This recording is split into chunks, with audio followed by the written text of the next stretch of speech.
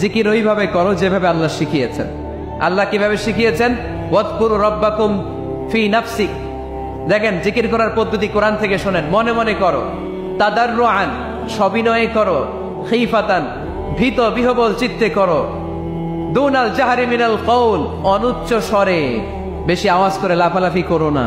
এটা হচ্ছে জিকির করার পদ্ধতি। জিকির করার পদ্ধতি আল্লাহর হাবিব শিখালেন, আহাব্বুল কালামি ইলাল্লাহি আরবাআ, আল্লাহর কাছে সবচেয়ে প্রিয় কথা কয়টি? 1 নাম্বার সুবহানাল্লাহ, 2 নাম্বার আলহামদুলিল্লাহ, 3 নাম্বার লা ইলাহা ইল্লাল্লাহ, 4 নাম্বার আল্লাহু আকবার। এর চেয়ে শ্রেষ্ঠ জিকির আর হতে পারে? আবার আল্লাহর হাবিব সাল্লাল্লাহু আলাইহি ওয়াসাল্লাম বললেন, মান ক্বালা লা ইলাহা ইল্লাল্লাহ দাখালাল জান্নাহ, একবার লা ইলাহা বলে যে মরতে পারবে তার জন্য জান্নাত ওয়াজিব করে দিবে কে? এই জিকিরগুলো করবেন হাতের গিড়ায়, আঙ্গুলের গিড়া আছে না, ডান হাত তোলেন তো, এরকম গিড়াগুলো দেখেন তো আমারে, এইভাবে সুবহানাল্লাহ সুবহানাল্লাহ সুবহানাল্লাহ, এটা সুন্নাহ, পারা যাবে? আব্দুল্লাহ ইবনে আমর ইবনে আল-আস বলেন, রাআইতু রাসূলুল্লাহি সাল্লাল্লাহু আলাইহি ওয়াসাল্লাম ইয়াকিদু তাসবিহা বিয়ামিনি, আমি নিজ চোখে আল্লাহ রাসূল সাল্লাল্লাহু আলাইহি ওয়াসাল্লামকে ডান হাতের গিড়াতে এরকম তাসবিহ পড়তে দেখেছি।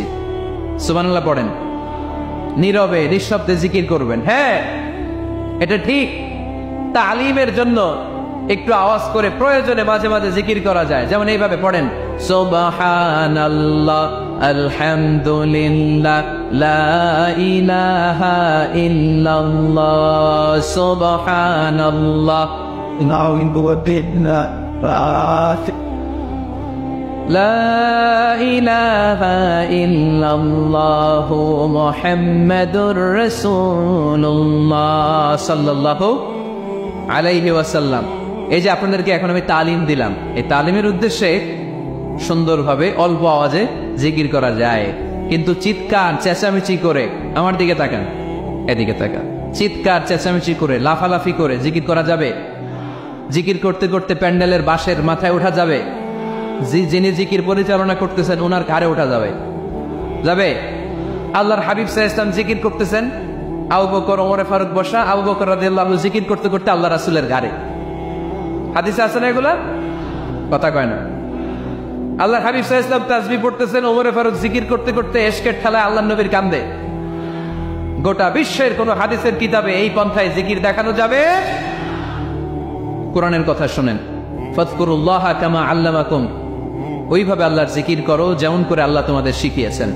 কোন হাদিস দেখাতে পারবেন যে আবু বকর রাদিয়াল্লাহু তাআলা আনহু জিকির করতে করতে, আরব দেশে সৌদিতে ছিল খেজুর গাছ, জিকির করতে করতে খেজুর গাছের আগায়, ওমরে ফারুক খেজুর গাছের আগায়, এগুলো পেলেন কোথায়?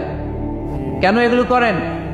আল্লাহর হাবিব সাল্লাল্লাহু আলাইহি ওয়াসাল্লাম না, আল্লাহর হাবিব সাল্লাল্লাহু আলাইহি ওয়াসাল্লাম যেভাবে জিকির শিখিয়েছেন আমরা ওইভাবে করব। বরকত দিবে কে? 5 নাম্বার নফল ইবাদত, দান খয়রাত করব। রাজি আছেন? গোপন দান, গোপন দান আল্লাহর রাগ কমায় দেয়। কোন কারণে আমার রব যদি আমার উপর রেগে থাকে, আমি গোপন দান করলে ওই রাগটা মুহূর্তে ঠান্ডা হয়ে যায়।